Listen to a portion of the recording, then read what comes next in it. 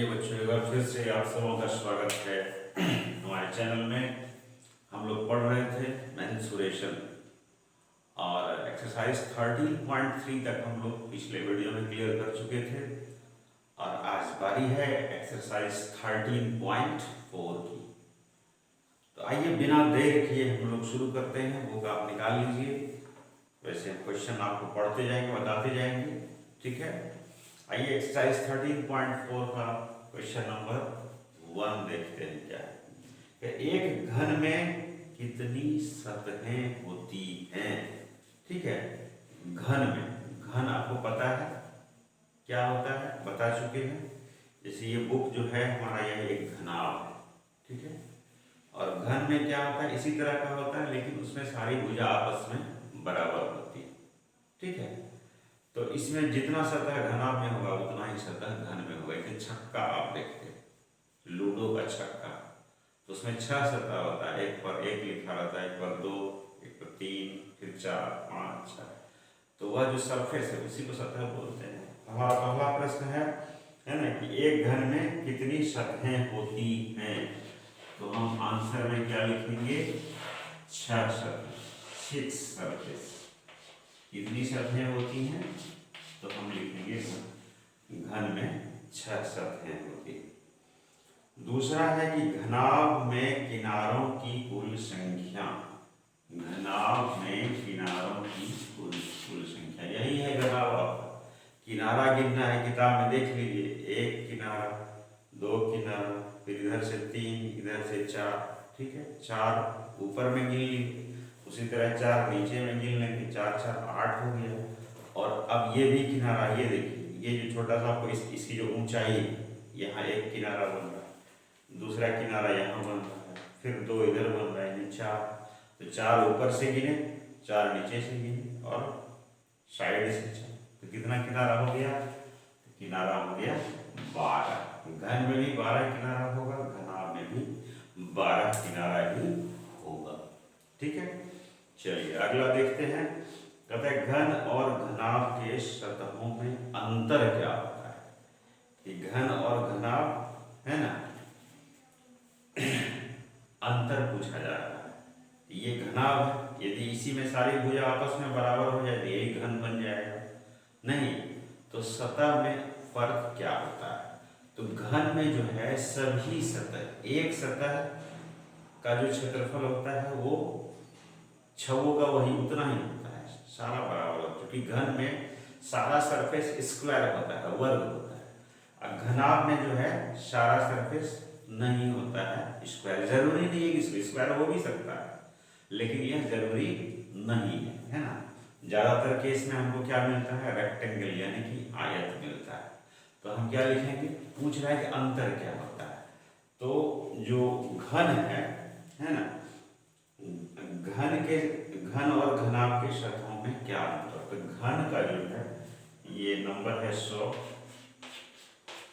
घन की सभी सतहें, घन की सभी सतहें है ना, एक कहिए कि क्षेत्रफल में आपस में बराबर होती है, भुजा बराबर होती है। दूसरे शब्द में कह सकते हैं कि सभी सतहें सर्वांशम होती, यानी कि जिसको कि हर एंगल से हम देखते हैं बराबर है, उसको सर्वांशम बोलते हैं। तो आप लिख सकते हैं घन की सभी सतहें सर्वांशम होती है, ठीक है। सर्वांशम होती है। और घनाभ में क्या? तो घनाभ में यह आवश्यक नहीं है, यह यदि होगा तो वह घन बन जाएगा, ठीक है। तो घनाभ में ऐसा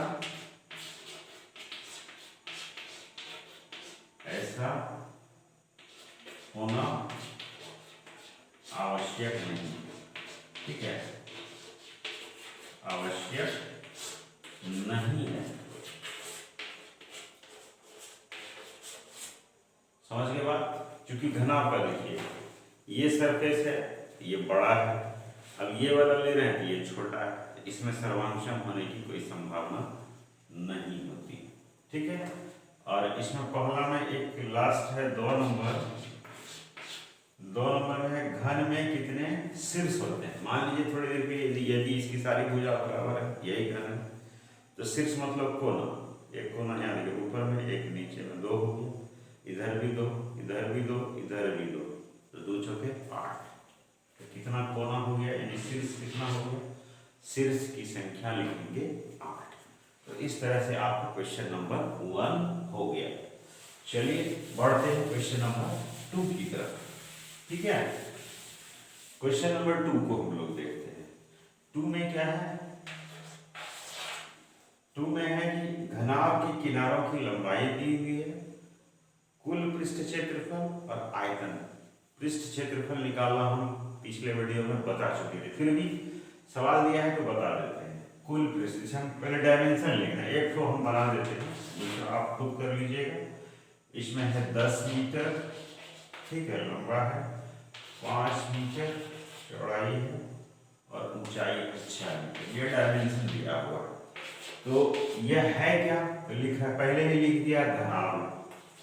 ठीक है, तो घनाभ का कुल पृष्ठ क्षेत्रफल, आपको पिछले वीडियो में ये हम अच्छी तरह से बताए थे। कुल पृष्ठ क्षेत्रफल क्या होता है, 2L into B plus B into H plus H into L, यही बताए थे। बस सिर्फ मान बैठने दीजिए। 2L का मान है 10, चौड़ाई है 5, जोड़ 5 गुने 6 जोड़ 4 गुने 10, बस कैलकुलेट कर दीजिए। 2 इसको भी 10 बचे 50 जोड़ 6 पंचे 30, 10 छके 60 कर दीजिए।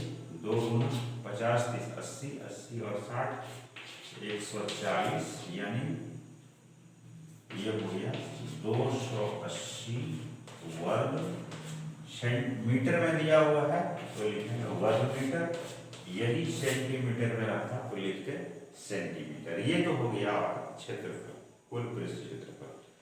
और कहता है आयतन निकालने के लिए, तो आयतन निकालना और भी आसान है। ठीक है, घनाभ का आयतन, घनाभ का आयतन सिंपल है, तीनों डायमेंशन को सिर्फ गुना कर देना। ठीक है, आयतन क्या होता है, लंबाई गुने चौड़ाई गुने ऊंचाई, तो गुना कर दीजिए। लंबाई है 10, चौड़ाई है 5, ऊंचाई है 6, गुना 10 होते 50, 50 के 300, और इसका यूनिट जो लिखेंगे वो घन मीटर लिखेंगे। ठीक है, आयतन जब भी होगा घन मीटर में होगा, घन सेंटीमीटर में होगा, इसलिए मीटर मीटर मीटर 3 बार गुना होगा। तो 3 बार गुना होगा तो हम क्या लिखेंगे, मीटर गुना मीटर गुना मीटर, यानी मीटर पावर 3, और ये जो पावर 3 है इसी का नाम है घन, क्यूब। ठीक है, इसी को बोलते हैं घन मीटर। तो डायरेक्ट घन मीटर लिखिए, इस तरह लिखिएगा तभी सही होगा। तो क्वेश्चन नंबर 2 भी आपका हो गया। आइए हम बढ़ते हैं क्वेश्चन नंबर 3 की तरफ। ठीक है, क्वेश्चन नंबर 3 को हम लोग देखते हैं। क्वेश्चन नंबर 3 है, ठीक है, 3 है कि 5 सेंटीमीटर किनारे वाले एक घन से 1 सेंटीमीटर किनारे वाले कितने घन काटे जा सकते हैं। यानी एक क्यूब है, घन है। ठीक है, जैसे मान लीजिए कि छक्का रहता है ना, छोटा है, तो एक बड़ा सा क्यूब है, उसमें से छोटा छोटा एक सेंटीमीटर वाला मान लीजिए छक्का काट के निकालना है, कितना निकले। जब भी इस तरह का सवाल हो, समझिए यह आयतन से जुड़ा हुआ है। ठीक है, तो बड़े का आयतन में छोटे के आयतन से यदि हम भाग दे देंगे तो उसकी संख्या निकल जाएगी। यही पूछा जा रहा है, कितने घन काटे जा सकते हैं, यानी आपको छोटे घनों की संख्या निकालनी है, घनों की संख्या। ठीक है, यही आपको निकालना है। क्या हम बोले, इस तरह का सवाल भी तो मतलब आयतन से संबंधित है। संख्या कैसे निकालेंगे, तो बड़े घन के आयतन में छोटे घन के आयतन से भाग देंगे। ठीक है, तो यहाँ लिख दीजिए बड़े घन का आयतन, बड़े घन का आयतन और बटे, बटे का मतलब भाग होता है, छोटे जो काट के निकाला जाएगा उससे भाग दे दीजिए, छोटे घन का आयतन। ठीक है,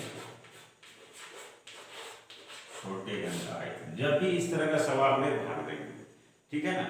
कि जैसे मान लीजिए कि एक बाल्टी पानी है, 20 लीटर पानी, और एक गिलास है आधा लीटर का, तो उसमें कितना गिलास पानी निकलेगा।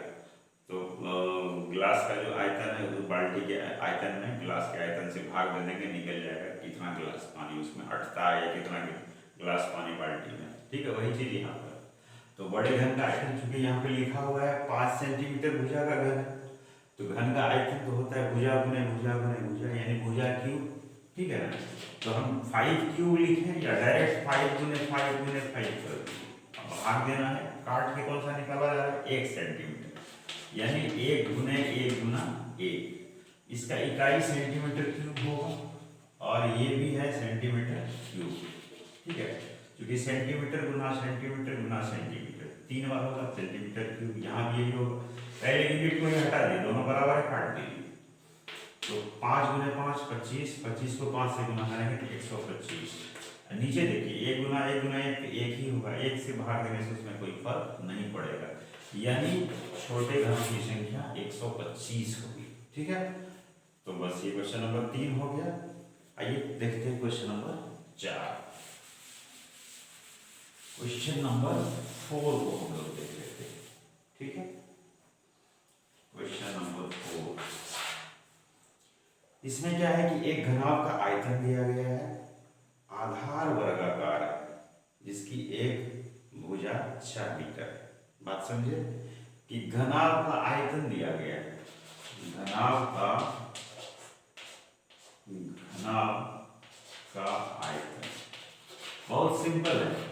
ठीक है, घनाभ का आयतन होता क्या है, घनाभ का वितरण बताए, लंबाई गुना चौड़ाई गुना ऊंचाई, यही होता है। ठीक है, आपको दिया हुआ है घनाभ का आयतन दिया हुआ है 576 घन मीटर। ठीक है, और क्या दिया हुआ है इसमें कि नीचे का जो आधार है वो वर्ग के आकार का है, जैसे टीन रहता है कि नीचे स्क्वायर, ठीक है, और ऊपर ऊंचाई थोड़ा ज्यादा रहता है। इसमें दे दिया कि नीचे का जो आधार है वर्गाकार है, वर्ग मतलब वर्ग की सारी भुजा बराबर होती है, यानी लंबाई और चौड़ाई समझिए कि बराबर है, कितना है 4, ये हो गया 4 गुना 6। ठीक है, तो कहता है ऊंचाई क्या होगा, h आपको निकालना है।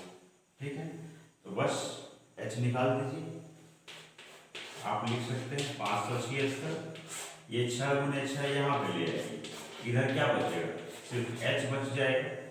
अब इसको कटाइए। ठीक है, 6 से यदि हम कटाएंगे तो कितनी बार लगेगा, 6 9 54 और 6 6 36, 6 9 54 6 36, फिर इस 6 से कटाइए। ठीक है, तो 16 छके 96, यानी h का मान हो गया 16 मीटर। बस हो गया आपका आंसर। ठीक है, अब है क्वेश्चन नंबर 5 देख लेते हैं। 12 सेंटीमीटर किनारे वाले दो घन को जोड़ दिया है, तो घनाभ का पृष्ठ क्षेत्रफल क्या होगा। बिल्कुल सिमिलर प्रॉब्लम पिछले चैप्टर में हम बताए थे, एक्सरसाइज 13.3 का पहला सवाल था कि दो घन को आपस में जोड़ा जा रहा है, वहाँ भुजा दिया हुआ था 8 सेंटीमीटर। दो घन जोड़ेंगे तो वो घनाभ बन जाएगा, लंबाई ज़्यादा हो जाएगा ना, डबल हो जाएगा, चौड़ाई और ऊंचाई वही रहेगा, और फॉर्मूला जो होता है 2 into L into B plus B into H plus H into L, उसमें बैठा देंगे, वो निकल जाएगा। चलिए, तो इस वीडियो में क्वेश्चन नंबर 5 तक हो गया, इस वीडियो में इतना ही रहने देते हैं, फिर नेक्स्ट वीडियो में आपसे मिलते हैं। इसके जो शेष प्रश्न है उसको भी हम लेकर के आएंगे अगले वीडियो में। तब तक के लिए आप अभ्यास करते रहिए, देखते रहिए हमारा वीडियो, तो हमको उम्मीद है कि आपको सारी बात समझ में आ जाएगी। ठीक है, अच्छा लगा हो तो एक लाइक कर दीजिएगा। Thank you.